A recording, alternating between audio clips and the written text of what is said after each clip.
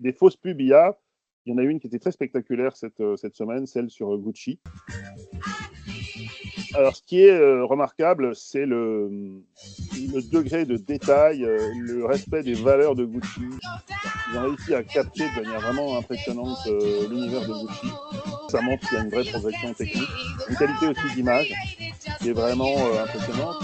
Après, c'est très impersonnel.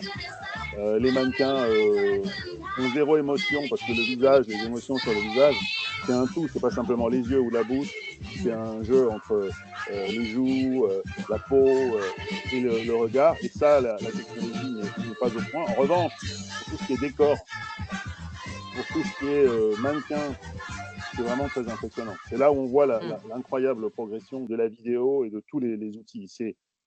C'est étonnant et, enfin, comme on le disait à l'époque au KIF avec Martine Sorel, on sent que, disons, la création publicitaire va être vraiment violemment impactée par ces moyens. Les professionnels disent que ça coûte 10 fois moins cher de faire ça.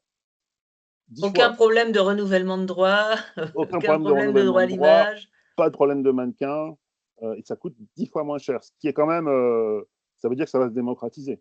Hein. Oui et que c'est pas forcément, une économie sur leur budget, c'est plutôt produire 10 fois plus, Produire grâce 10 à fois ces plus, économies d'échelle. produire des choses de plus en plus pointues, de plus en plus adressables sur TikTok, sur YouTube et partout.